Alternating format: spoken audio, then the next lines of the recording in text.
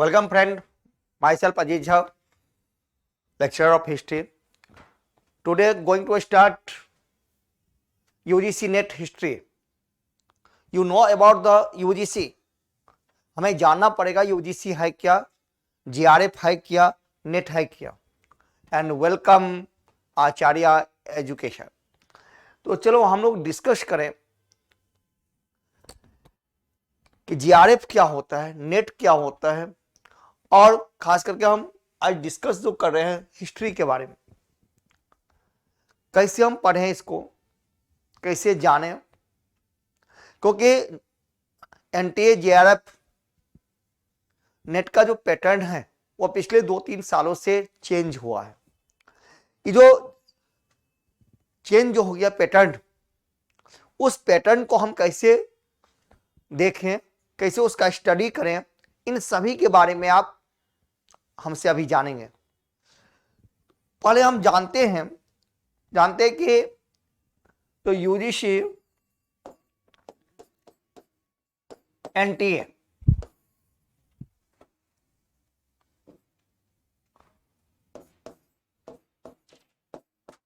GRF net history.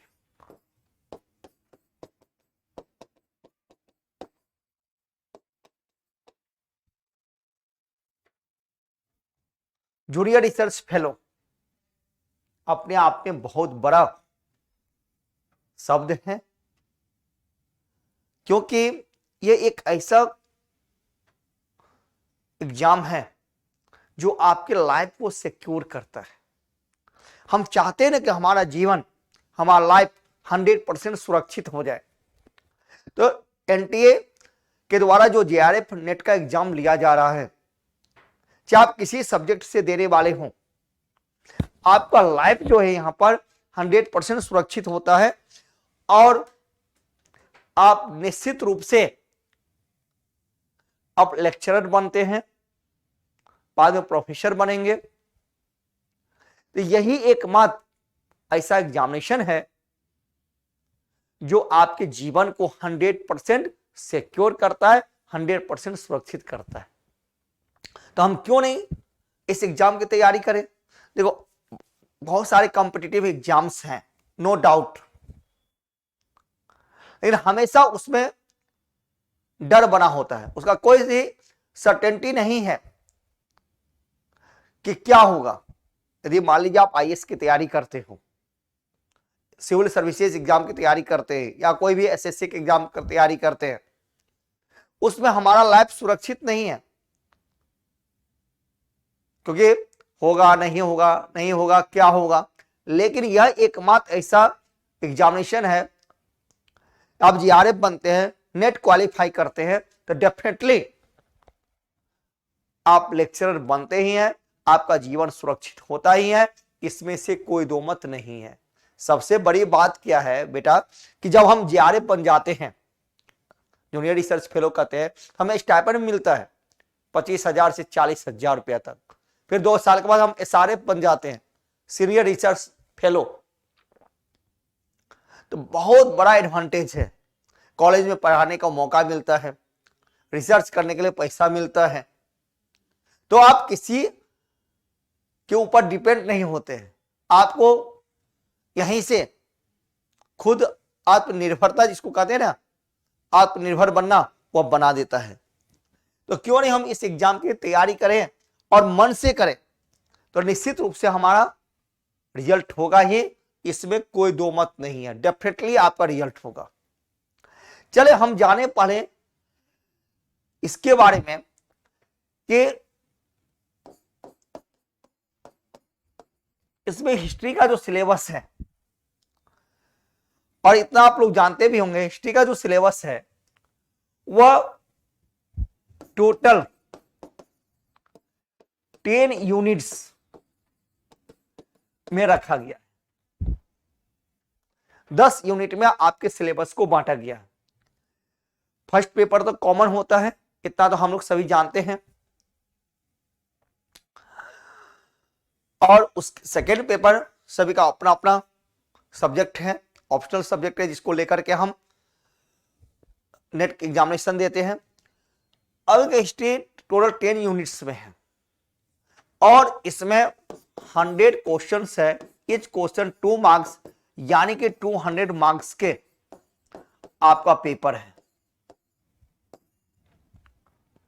और 200 marks में GRF बनने के लिए आप यदि 70+ क्वेश्चन बना लेते हैं, 70+ आउट ऑफ 100 क्वेश्चन है। क्वेश्चन कितने हैं बेटा? 100 है। 100 में यदि 70 क्वेश्चंस आपका सही हो रहा है तो निश्चित रूप से आप जीआरएफ हैं, जूनियर रिसर्च फेलो हैं आप, निश्चित रूप से आप असिस्टेंट प्रोफेसर बन गए, कोई नहीं रोक सकता है। हाँ, सबसे बड़ा मुद्दा यह है कि हम इतना क्वेश्चन सॉल्व कैसे करें, इतना क्वेश्चन बनाए कैसे, पढ़ें कैसे। चले उस पर भी हम लोग चर्चा करते हैं। पूरे सिलेबस को 10 यूनिट्स में डिवाइड किया गया है और इसका सबसे अंतिम लास्ट यूनिट जो है वो लास्ट यूनिट कहलाता है हिस्टोरियोग्राफी, जिसको हिंदी में हम लोग कहते हैं इतिहास लेखन। यह एक ऐसा यूनिट है जो बाकी सभी यूनिट को प्रभावित किया है। नाम है इतिहास लेखन, हिस्ट्रियोग्राफी, क्योंकि different school of history writings है। इतना तो जानते हैं, जब हम लेक्चरर बन रहे हैं और आप लोग पोस्ट ग्रेजुएशन कर रहे होंगे या कर चुके हैं, तो इतिहास लेखन, आपने हिस्ट्रियोग्राफी का बुक भी पढ़ा होगा। तो इतिहास लेखन जो है, हिस्ट्री राइटिंग जो है भारत में, वह अलग अलग वे में किया गया है। जैसे कि कैम्ब्रिज हिस्ट्री ऑफ राइटिंग है, जिसको हम लोग कहते हैं यूरोपियन राइटर्स जो हैं, कैम्ब्रिज हिस्ट्री ऑफ राइटिंग्स है, ऑक्सफोर्ड हिस्ट्री ऑफ राइटिंग्स है, मार्क्सिस्ट हिस्ट्री ऑफ राइटिंग्स है, नेशनलिस्ट हिस्ट्री ऑफ राइटिंग्स है,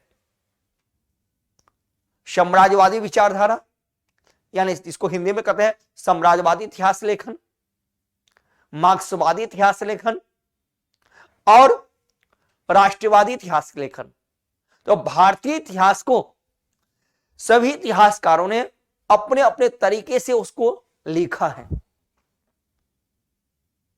इसी में हम लोग पढ़ते हैं कि इतिहास क्या है, what is history, what are the importance of the history, इसका इंपॉर्टेंस है क्या, कैसे हम हिस्ट्री से हम जानते हैं कि किस प्रकार से इतिहास से समाज का निर्माण हुआ, सोसाइटी क्रिएट हुआ, पॉलिटिकल सिस्टम ओरिजिन हुआ, एडमिनिस्ट्रेशन हुआ। तो इतिहास क्या है? सभी विषयों का एक मदर है, यानी जननी कहा जाता है, कि सभी विषयों का संबंध निश्चित रूप से इतिहास से है। तो आज हम उसी सब सारी बातों के बारे में यहां पर डिस्कस करते हैं। तो हिस्टोग्राफी पढ़ना हमारे लिए काफी अनिवार्य है। यदि आप जीआरएफ बनना चाहते हैं, क्वालिफाई करना चाहते हैं, तो आपको हिस्टोग्राफी बहुत अच्छे से पढ़ना पड़ेगा, क्योंकि एक ऐसा टॉपिक है जो प्राचीन भारत में भी है, मध्यकालीन में भी है, आधुनिक में भी है। यानी हिस्ट्री ऑफ एंशिएंट इंडिया में भी देखते हैं, हिस्ट्री ऑफ मेडिएवल इंडिया में भी देखते हैं, हिस्ट्री ऑफ मॉडर्न इंडिया में भी देखते हैं। अब फॉर एग्जाम्पल हम अशोका द ग्रेट की बात करें। अब अशोका के बारे में अलग अलग हिस्टोरियंस ने अपने अपना अलग आइडिया दिया है, अलग व्यूज दिया है, अलग ओपिनियंस है। उन्हें उस प्रकार के इतिहास को अलग अलग रूप से लिखा है। उस संबंध में रोमिला थापर जो मार्क्सिस्ट राइटर्स हैं वो अलग लिखती है, और नेशनलिस्ट हिस्टोरियंस केपी जायसवाल जैसे लोग, भंडारकर जो राष्ट्रवादी इतिहासकार है, उनका ओपिनियन कुछ अलग है। तो यही है हिस्टोग्राफी, यही है इतिहास लेखन। और इसको यदि आप ढंग से पढ़ लेते हैं तो निश्चित रूप से आप 10 क्वेश्चन तो वैसे ही बना लोगे, निश्चित रूप से 10 क्वेश्चन बना लेंगे। 10 क्वेश्चन यानी 20 मार्क्स आपका हो गया। मैं वो आज टेक्निक बता देता हूं ये कैसे हम जीआरएफ बनते हैं, नेट क्वालिफाई करते हैं। इतना आप लोग जानते होंगे इतिहास क्या है, इस इतिहास की उपयोगिता क्या है, इसका इंपॉर्टेंस क्या है, क्यों हम स्टडी करते हैं। ये तो नॉर्मल सी बातें हम लोग पढ़ते रहते हैं, जानते रहते हैं। आप लोग भी पोस्ट ग्रेजुएट है सभी, तो जान रहे हैं इस बात को। मैंने कहा 10 यूनिट्स में हमारा हिस्ट्री डिवाइड है। इसका जो सबसे इंपॉर्टेंट टॉपिक है, हालांकि सारे पार्ट अपने आप में इंपॉर्टेंस रखता है, सारे यूनिट अपने आप में इंपॉर्टेंस रखता है। जनरली तो हम यही देखते हैं कि जैसे आप लोग जनरली लोग इतिहास के बारे में सोचते हैं कि इतिहास जो है राजा महाराजाओं का इतिहास है, डेट याद कर लो, किंग याद कर लो, हो जाएगा।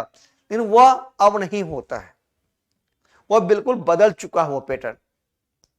खास करके जीआरएफ के एग्जामिनेशन में, नेट के एग्जामिनेशन में, वो तो बिल्कुल अपने आप में अलग है, ठीक ना। अब यहां पर हम देखते हैं कि 10 यूनिट्स में, जैसे मैं बात करूं जो हमारा जो फर्स्ट यूनिट है, यूनिट 1,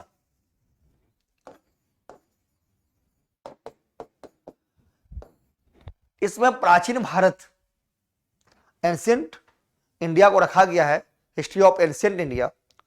और इसका जो सबसे इंपॉर्टेंट पार्ट्स हैं, जहां से 10 क्वेश्चन आने की पूरी संभावनाएं होती है, और निश्चित रूप से होता ही है। और जनरली स्टूडेंट उसमें गलती करते हैं, क्योंकि जनरली हम उसको नहीं पढ़ते हैं, और बहुत बड़ा हम चूक करते हैं, गलती करते हैं। आज मैं वही बताने के लिए आप आया हूं, ये आसानी तरीके से, इजीली वे में हम कैसे जीआरएफ क्वालिफाई करें, नेट क्वालिफाई करें। बहुत बड़ा ये कोई मुद्दा नहीं है, हाँ, लेकिन गंभीरता पूर्वक, conceptual, not only factual, conceptual हमें पढ़ने की जरूरत है। यानी देखो, जनरली इतिहास पढ़ते हैं, जनरली हम लोग कोई कॉम्पिटिटिव एग्जाम की तैयारी करते हैं, और ये एग्जाम जो है, इन दोनों एग्जाम में जमीन आसमान का अंतर है। बहुत सारे स्टूडेंट ये समझते हैं हम तो आईएएस के लिए हिस्ट्री पढ़ ही रहे हैं, बीपीएससी के लिए या पीसीएस के लिए हिस्ट्री पढ़ ही रहे हैं, या अदर एग्जामिनेशन की हिस्ट्री पढ़ रहे हैं तो ये भी हो जाएगा। नहीं, वह इतिहास और इस इतिहास में अंतर है, दोनों के अप्रोच में अंतर है, क्वेश्चन के पूछने का पैटर्न में अंतर है, और भी जमीन आसमान का अंतर है, बहुत बड़ा डिफरेंसेस है। जी हां, अब जहां पर उसका अप्रोच अलग है, और इसका अप्रोच क्या है, रिसर्च मैथोलॉजी। क्योंकि आप रिसर्च करने जा रहे हैं, आप लेक्चरर बनने जा रहे हैं, प्रोफेसर बनने जा रहे हैं, तो इसका अप्रोच भी अलग हो जाता है। उन सारे एग्जाम से, सारे पेपर से इसका अप्रोच अलग है। यानी रिसर्च मैथोलॉजी टाइप के से आपको इतिहास यहां पर पढ़ने की आवश्यकता है, रिसर्च मैथोलॉजी टाइप से। यदि वो नहीं आप पढ़ पाते हैं तो फिर आपको समस्या का सामना करना पड़ सकता है। तो पढ़ने का जो पैटर्न है उसको थोड़ा चेंज करना होगा, थिंकिंग चेंज करना होगा, तरीका चेंज करना होगा। अब प्रीवियस पीछे 4-5 साल का क्वेश्चन देखे, अब कोविड के टाइम का ही क्वेश्चन देखे, 20, 21, 22 साइकिल जो पेपर हुआ है, आप देख लीजिए क्वेश्चन, और उससे 5 साल पहले का क्वेश्चन देखिए, दोनों में जमीन आसमान का अंतर है, पैटर्न बदल गया।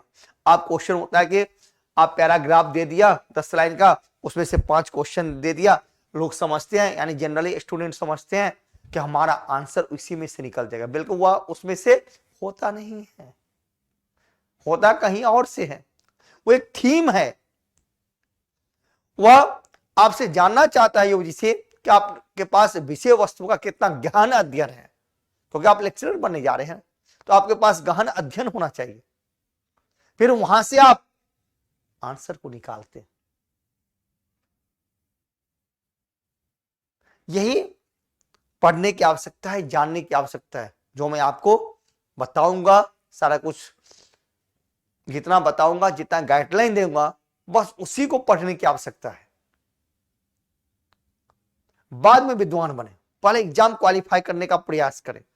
अब एक जब यूनिट 1 की हम बात करते हैं, जैसे सबसे बड़ा बात क्या होता है इसमें कि सोर्सेज ऑफ एंशिएंट इंडिया, जो हमारा प्राचीन भारत है, एंशिएंट इंडिया है, इसका सोर्सेज क्या है, और इस सोर्सेज से निश्चित रूप से बहुत सारे क्वेश्चंस हो रहा है। मैंने क्या कहा, कम से कम 15 क्वेश्चन ये कवर करता है। 15 क्वेश्चन ये कवर करता है। हिस्टोग्राफी 10 क्वेश्चन कवर करता है, तो 15 + 10 कितना हो गया, 25।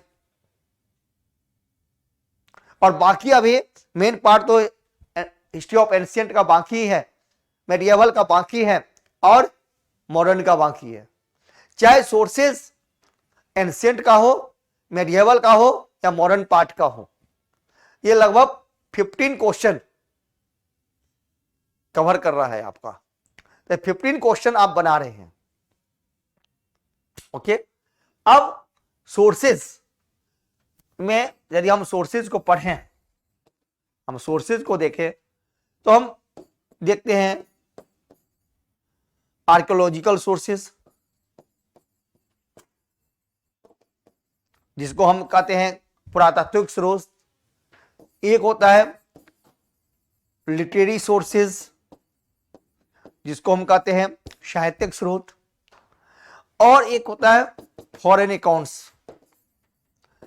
इसमें विदेशी यात्री हैं, विदेशी लेखक हैं, उनका विवरण होता है, जिन्होंने भारत के इतिहास के बारे में लिखा है। देखिए, लिटरेरी सोर्सेज, फॉरेन अकाउंट, दोनों लिटरेरी सोर्सेज ही हैं। यदि नॉर्मल वर्ड में कहें, सामान्य भाषा में कहें, तो बेटा क्या हो गया, यानी कि देसी साहित्य और विदेशी साहित्य। बहुत सारी जगह आपको यह भी लिखा मिलेगा कि क्या हो गया, देसी साहित्य और विदेशी साहित्य। जब आप देखेंगे प्रीवियस ईयर क्वेश्चन, तो आपको मिलेगा यहां से बहुत सारा मिलेगा। और यदि हम इसको गहराई से पढ़ लेते हैं, डेप्थ में पढ़ लेते हैं, तो निश्चित रूप से आपका जीआरएफ बनना, नेट क्वालिफाई करना बहुत आसान होता है। एक बात और मैं अब बता दूं आपको, यदि इसको और अच्छे से हम पढ़ लेते हैं, तो लगभग एंशिएंट इंडिया, प्राचीन भारत का जो इतिहास है, वो अपने आप में बहुत बड़ा पार्ट ये कवर कर लेता है। और बहुत बड़ा पार्ट कवर कर लिया तो आसान हो गया। जैसे हम देखते हैं कि यूनिट 1, यूनिट 2 का जो पार्ट है, वह प्राचीन भारत को कवर करता है। यूनिट 3 जो है, और प्री मेडिएवल पार्ट को कवर करता है। यूनिट 4 जो है, वह मेडिएवल इंडिया को कवर कर रहा है। तो अभी मैं बात कर रहा हूं इसके ऊपर, यूनिट 1 के ऊपर। तो यहां पर यूनिट 1 में ये सोर्सेज है, तो आर्कियोलॉजिकल सोर्सेज पढ़ेंगे, यानी पुरातात्विक स्रोत, लिटरेरी सोर्सेज और फॉरेन अकाउंट्स। अब देखो इसमें हमें पढ़ना क्या है, वो भी जान लीजिए। जैसे कहते हैं आर्कियोलॉजिकल सोर्सेज, इसको हिंदी में कहते हैं हम लोग पुरातात्विक स्रोत। ये आर्कियोलॉजिकल सोर्सेज है क्या? जैसे हम लोग सोर्सेज की बात करें, लिटरेरी और आर्कियोलॉजिकल, यानी साहित्यिक स्रोत और पुरातात्विक स्रोत, इन दोनों सोर्सेज में सबसे अधिक महत्वपूर्ण और सबसे अधिक विश्वसनीय, ऑथेंटिक जिसको हम लोग कहते हैं, वो ऑथेंटिक सोर्सेज को माना जाता है आर्कियोलॉजिकल सोर्सेज। इस टाइप से क्वेश्चन होता है। पुरातात्विक स्रोत इतिहासकारों में सबसे अधिक मान्य है। साहित्यिक स्रोत में फेरबदल हो सकता है, या कोई भी साहित्य पूर्वाग्रहों से ग्रसित हो सकता है। कोई भी इतिहासकार या कोई भी लेखक किसी पूर्वाग्रहों से ग्रसित हो सकते हैं, उनकी मानसिकता आपसे नहीं मैचिंग हो रहा है, हो सकता है वह उसका वर्णन, उसका लेखन अलग तरीके से करेंगे। लेकिन आर्कियोलॉजिकल सोर्सेज में यह बिल्कुल संभव नहीं है बेटा। देखो, थोड़ा सा गहराई पूर्ण रूप में गंभीरता पूर्वक आपको अध्ययन करने की जरूरत है। उसके बाद मैं बताऊंगा आगे आगे धीरे धीरे सारा कुछ बताऊंगा कि क्रोनोलॉजिकल डेवलपमेंट क्या हुआ, उस पर भी चर्चा करेंगे। तो यहां पर हम देखते हैं कि आर्कियोलॉजिकल सोर्सेस जो है, पुरातात्विक स्रोत जो है, तो पुरातात्विक स्रोत में किन किन बातों का हम लोग अध्ययन करते हैं। जैसे एक आता है इंस्क्रिप्शन, जिसको हिंदी में हम लोग कहते हैं अभिलेख। जब हम अभिलेख की बात करते हैं, इंस्क्रिप्शंस की बात करते हैं, अभिलेख की बात करते हैं, तो इसमें हम बहुत सारे इंस्क्रिप्शंस को पढ़ते हैं। जैसे रॉक एडिक्ट्स इंस्क्रिप्शंस, इसको हम लोग हिंदी में कहते हैं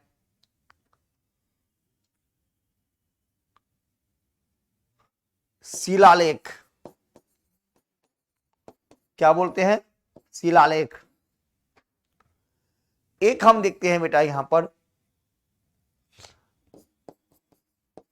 आयरन पिलर इंस्क्रिप्शन, जिसको हिंदी में कहते हैं लो स्तंभ अभिलेख।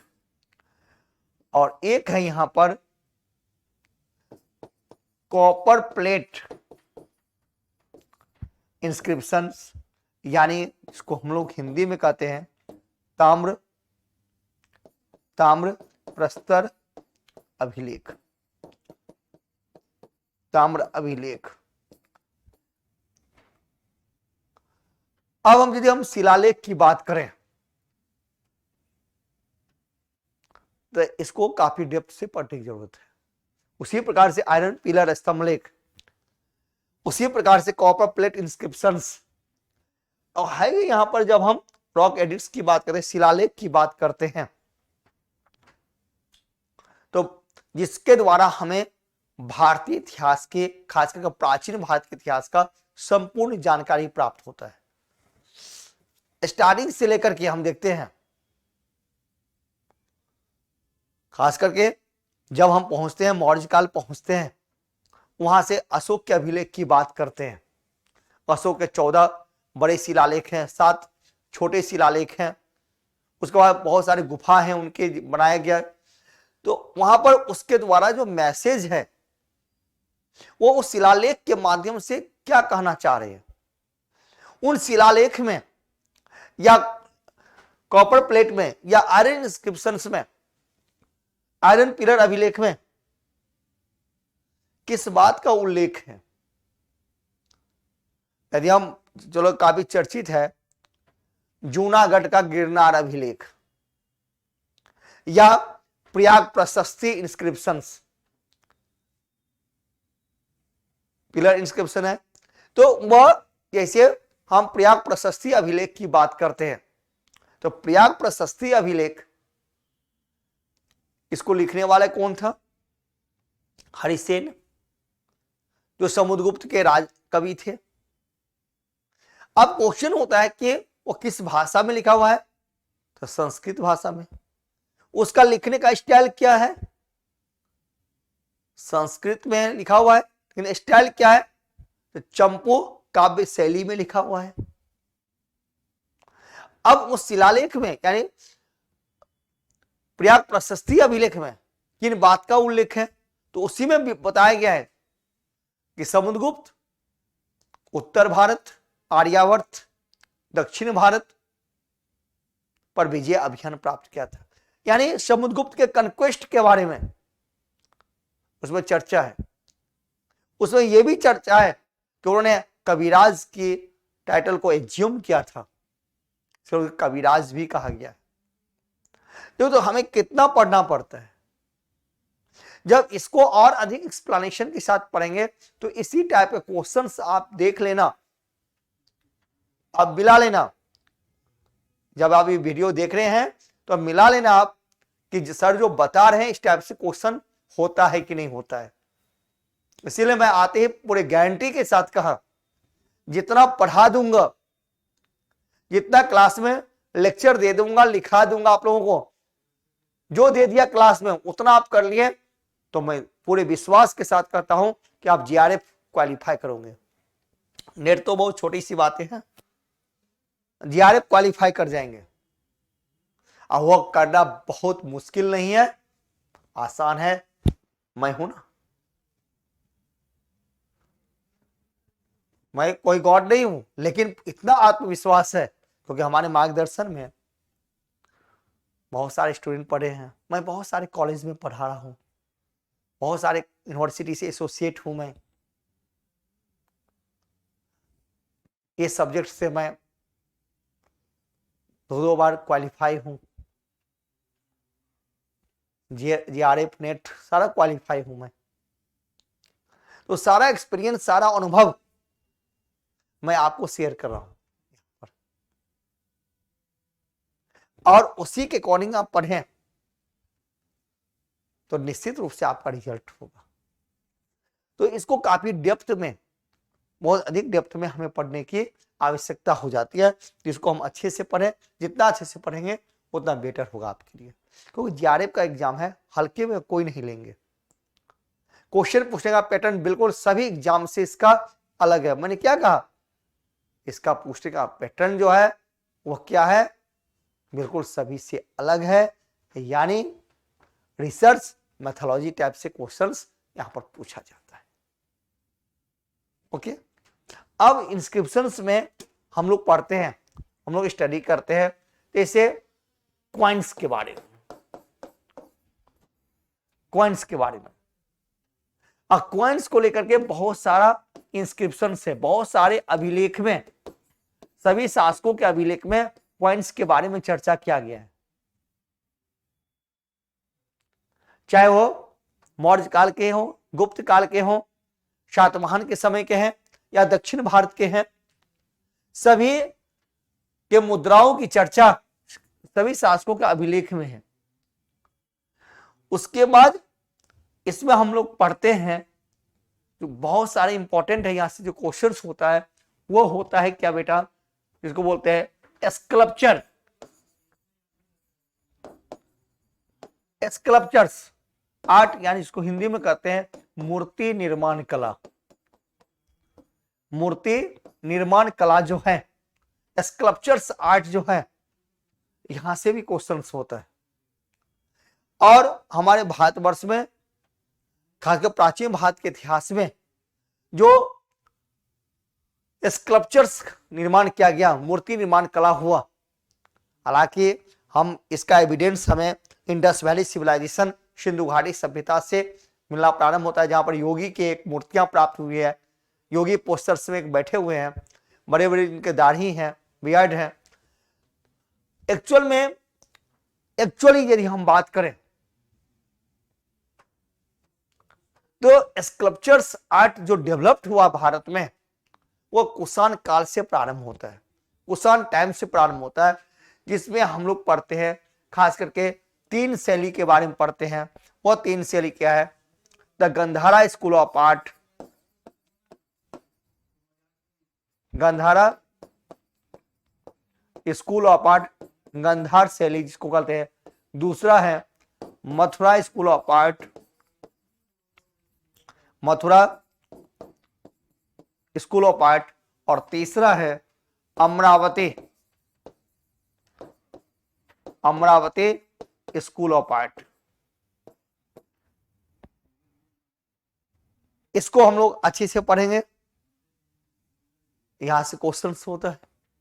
अभी सोर्सेज पढ़िए, मैंने कहा सोर्सेज पढ़ाने में मुझे बहुत लंबा समय लग जाता है, क्योंकि एक ऐसा पार्ट है यह जो पूरे एंशिएंट हिस्ट्री को कवर कर रहा है। इसको अच्छे से पढ़ लिया आप, समझिए आपका जीआरएफ बनना आसान हो गया। आप जीआरएफ के समीप हैं, पास में हैं। फिर हम देखते हैं आगे कि टेम्पल आर्किटेक्चर्स,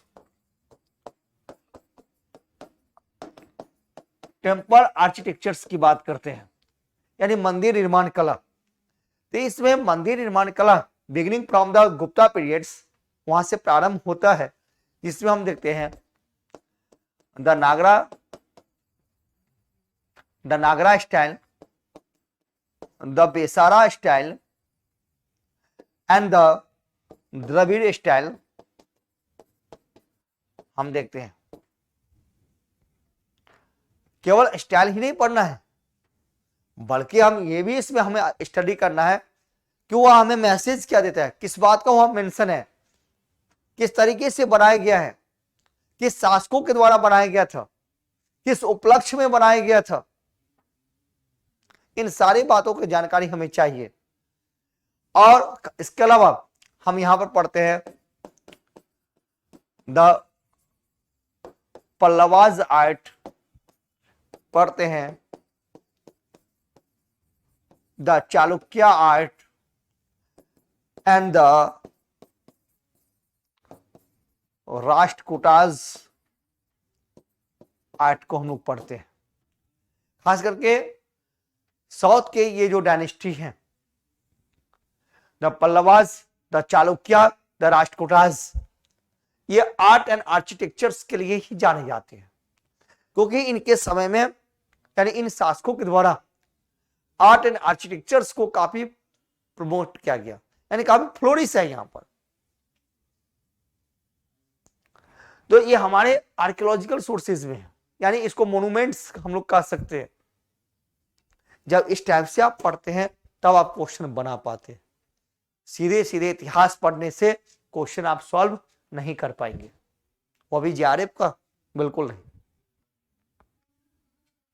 मैं पढ़ने का आपको तरीका बता रहा हूं, कैसे हम इसको पढ़ करके हम जेआरएफ आसानी से निकाल लें। आज यदि हम इस मेथड को फॉलो करते हैं तो निश्चित रूप से हम जेआरएफ फर्स्ट अटेम्प्ट में क्वालिफाई कर लेंगे। ओके, अब उसी प्रकार से हम देखते हैं कि हमारे पास जो लिटरेरी सोर्सेज है, यानी इसको हिंदी में कहते हैं हमारे पास जो साहित्यिक स्रोत है,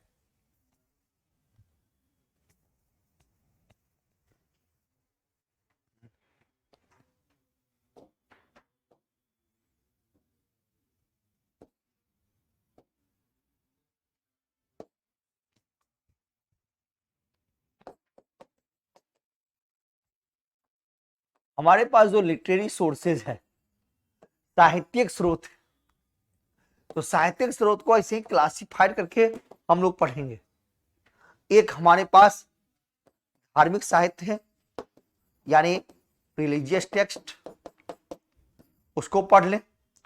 उसके बाद हिस्टोरिकल, ऐतिहासिक ग्रंथों को पढ़ें, जैसे मान लीजिए अर्थशास्त्र फॉर एग्जाम्पल, कॉमन ये टेक्स्ट है, बुक का नाम है, सभी लोग पढ़ते हैं, जानते होंगे, अर्थशास्त्र कौटिल्य। लेकिन अर्थशास्त्र में किस बात का वर्णन है, अर्थशास्त्र किसने कितने खंडों में विभाजित है, उस खंडों की विशेषताएं क्या है, अर्थशास्त्र में के बारे में अन्य इतिहासकारों का क्या कहना है, इसको जानने की जरूरत है।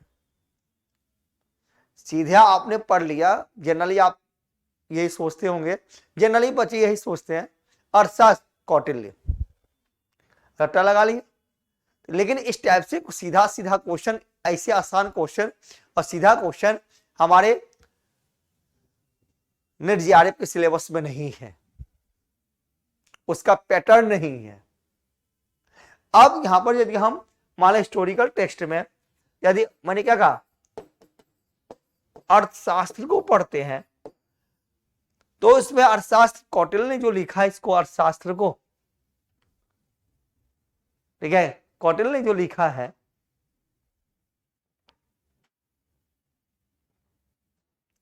तो यह अर्थशास्त्र कितने भागों में डिवाइड, किस बात का उसमें उल्लेख है, उसको किसने क्रिटिसाइज किया है। जैसे इस टाइप से क्वेश्चन है, इस टाइप से क्वेश्चन है। यदि हम फॉरेन हिस्टोरियंस की बात करें, फॉरेन ट्रेवलर्स की बात करें,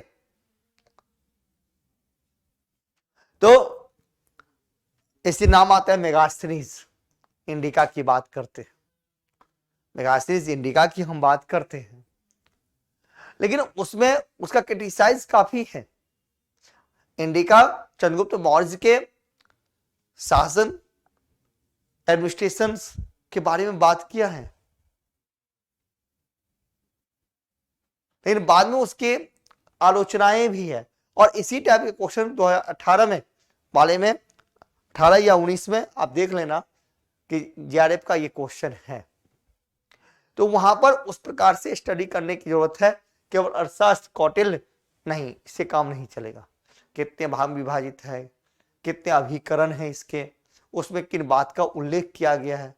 बाद में यह भी हमें देखना है कि चाहे वो भारतीय इतिहासकार हो या कोई विदेशी यात्री हो या कोई विदेशी लेखक हो जिन्होंने इसको की आलोचना भी किया है, उसको भी अध्ययन करने की हमें जरूरत है, जहां से क्वेश्चंस बार बार पूछे जा रहा है। यही नेट जीआरएफ का पूछने का पैटर्न भी है।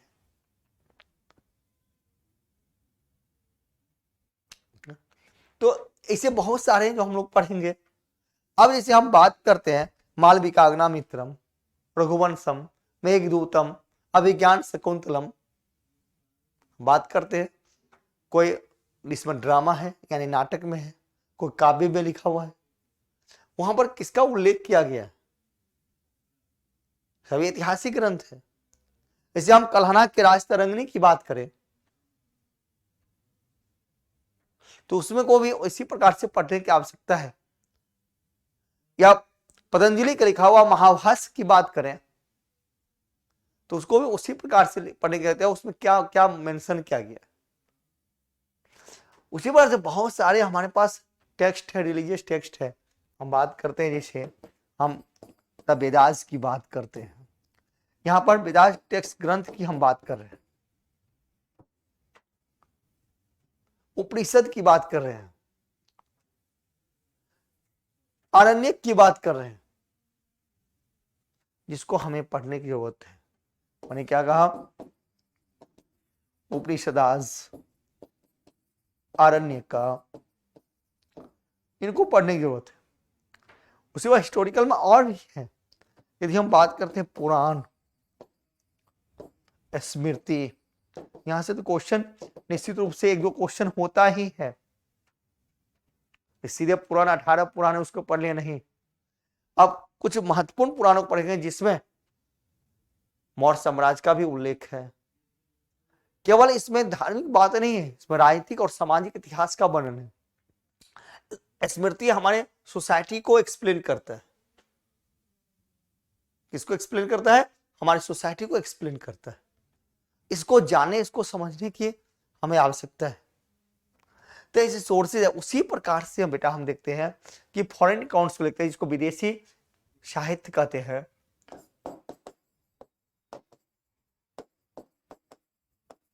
फॉरेन अकाउंट्स, विदेशी यात्रियों का वर्णन, विदेशी साहित्य का वर्णन। बहुत सारे विदेशी इतिहासकार भारत आए हैं, ट्रेवलर्स आए हैं, यात्री आए हैं, चाहे वो चाणक्य हो, चाहे वो ग्रीक्स के हो, चाहे वो रोमन हो, ठीक है, चाहे ईरान के हो, जिन्होंने बहुत सारे इतिहास को लिखा है, भारतीय इतिहास को वर्णन किया। उसको अध्ययन करने की जरूरत है, जिन्होंने भारत के इतिहास में क्या लिखा है। जैसे हम अल-बरूनी की बात करें, अल-बरूनी का विवरण पूछा हुआ क्वेश्चन है, फिरदौसी पूछा हुआ क्वेश्चन है। उन्होंने किताबुल हिंद में किन बातों का उल्लेख किया है।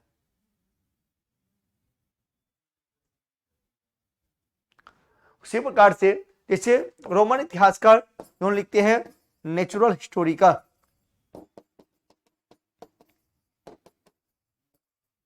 भारतीय रोमन व्यापार के बारे में इसमें बताया गया है। कि भारत और रोम का व्यापार किस प्रकार से ट्रेड चल रहा था। हम देखते हैं यूनानी बहुत सारे लेखक हैं जिसे उन्होंने, जैसे हम इंडिका की बात अभी चर्चा किया था, उसी प्रकार से बहुत सारे चाइनीज ट्रेवलर यात्री भारत आते हैं। फाइहान, हुएनसांग, इत सिंह, जिन्होंने उस समय के भारत के इतिहास का बहुत अच्छे से वर्णन किया है, मगध के बारे में वर्णन किया है। जिसे फाइहान चंद्रगुप्त सेकंड विक्रमादित्य गुप्त शासन काल में भारत आते हैं, उन्होंने मध्य देश का उल्लेख किया है, मगध के बारे में भी लिखा है और मध्य देश के बारे में भी लिखा है। तो वह क्वेश्चंस हमारे नेट जीआरएफ का पैटर्न है, आपको वही पढ़ने की जरूरत है। मैंने क्या कहा, ये एक ऐसा इंपॉर्टेंट पार्ट है जिसको हम अच्छे से कर लें तो समझिए, जो मैंने क्या कहा, 15-20 क्वेश्चन का मालिक आप बनेंगे, जीआरएफ के पास पहुंच गए, इजीली आप क्वालिफाई कर रहे हैं। ठीक है, तो ये हमने सोर्सेस की बात किया। उसके अलावा जब हम, हालांकि स्टोन एज को सिलेबस में नहीं रखा गया है, स्टोन एज में रखा गया किसको, हम देखते हैं यहां पर रखा गया है न्यूलिथिक एज को रखा गया है सिलेबस में। थोड़ा सा चेंजिंग आया है ना, यहां से हम लोग इसको पढ़ते हैं, इसके विशेषता को पढ़ेंगे, क्या सोसाइटी डेवलप हुआ, किस क्यों इसको रूरल सिविलाइजेशन कहते हैं हम लोग, ग्रामीण सभ्यता है यह, और कैसे यहां पर धीरे धीरे डेवलपमेंट होता है। क्रोनोलॉजिकल ऑर्डर्स में मैं समझाऊंगा, फिर हम आगे हम देखते हैं कि आज आते हैं इंडस वैली सिविलाइजेशन यानी हड़प्पन सिविलाइजेशन के ऊपर आते हैं। और अब इसके बारे में जो अलग अलग ओपिनियंस हैं, हिस्टोरिकल ओपिनियंस, इतिहासकारों का वर्णन, जो इसके संबंध में जो हिस्ट्री राइटिंग्स है, इतिहास लेखन है, इतिहास लेखन किया गया है। मैंने क्या कहा, हिस्टोग्राफी आपको पढ़ना पड़ेगा, इतिहास लेखन पढ़ना पड़ेगा, जहां से बहुत सारे क्वेश्चंस पूछे जाने की पूरी संभावना होती है। यह एक ऐसा पार्ट है जो सभी में इन्वॉल्व है।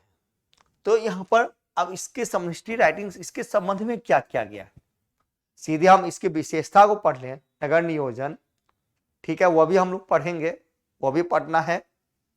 फीचर्स को पढ़ लेते हैं, नगर नियोजन पढ़ लिए या वाटर ड्रेनेज सिस्टम को पढ़ लिए, तो उससे काम सिर्फ नहीं चलेगा, इसका लेखन किस प्रकार से किया गया, उसकी विचारधाराएं क्या है, वह जानने की जरूरत है। इसलिए मैंने यहां लिखा history writing of the Indus valley civilisation, history writing,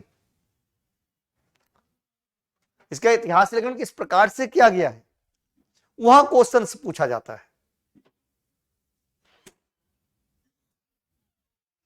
ठीक है, और हिस्ट्री राइटिंग के साथ साथ हम इसके कुछ साइट्स वगैरह, जो इंपॉर्टेंट साइट्स वगैरह हैं, इसको भी हम लोग पढ़ेंगे, क्वेश्चंस होता है। ठीक है, क्वेश्चंस होता है, उसको पढ़े।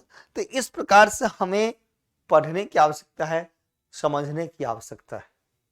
फिर धीरे धीरे हम अदर सिलेबस की ओर आते हैं, हम ऐसे वैदिक एज की ओर आते हैं, उसके तरफ पहुंचते हैं, या फिर आगे हम धीरे धीरे महाजनपदार्थ पर पहुंचते हैं।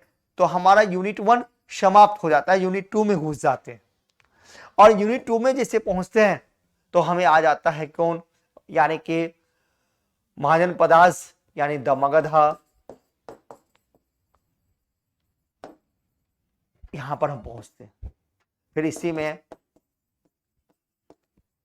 मौर्यंस, अशोकास, सारे अशोका इंस्क्रिप्शंस, उनके अभिलेख, सारा कुछ इसमें हम पढ़ेंगे।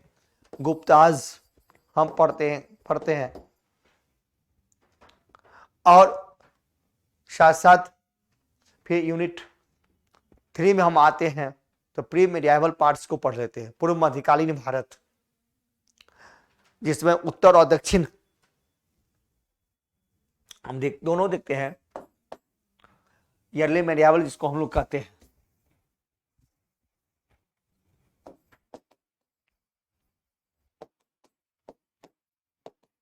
अर्ली मेडिएवल इंडिया हम जिसको हम कहते हैं, पूर्व मध्यकालीन भारत, इसमें हम दोनों पार्ट्स को पढ़ लेते हैं, यानी नॉर्थ और साउथ। नॉर्थ में जैसे राजपूत, बहुत सारे डायनेस्टी था और राजपूत हो बहुत सारे हैं। सामंतवादी युग की शुरुआत होती है, खास करके 700 से 12 ईस्वी का जो भारत है काफी कठिन भारत है। उसी बाद दक्षिण में भी है तो चोला एम्पायर और राष्ट्रकूटा,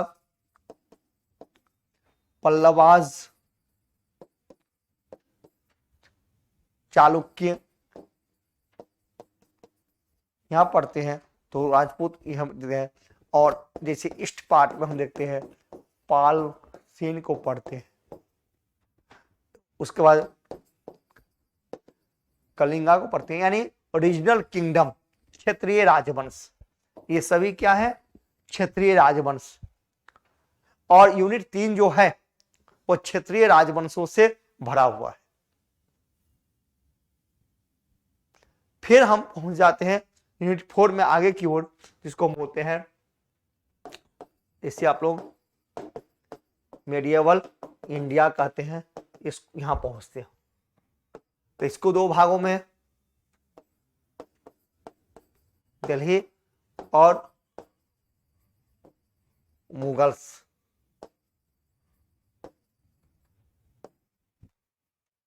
पढ़ते हैं।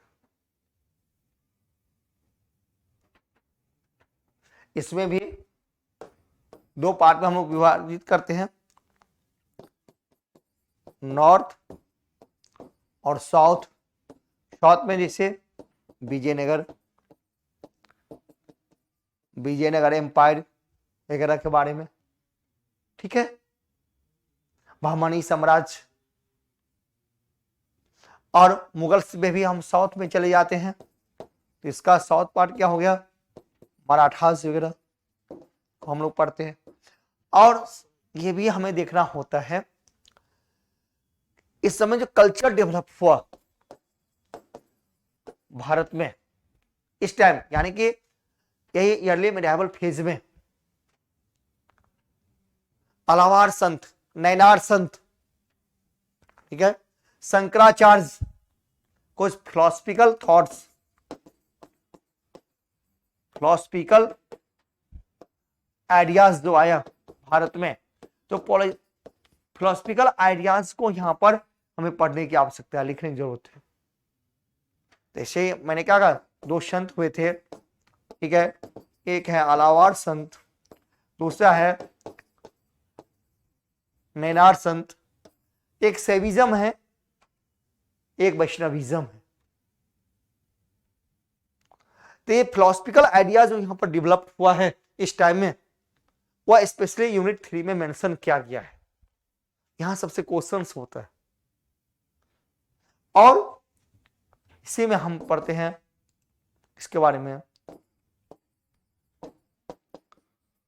शंकराचार्य को पढ़ लेते हैं।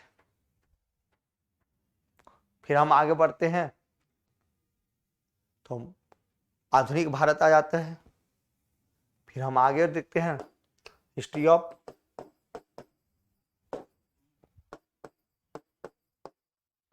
Modern India. ये पार्ट तो इससे भी आसान है। तो ये पार्ट जो हमें पढ़ना है वो आफ्टर इंडिपेंडेंस टिल 1964 तक।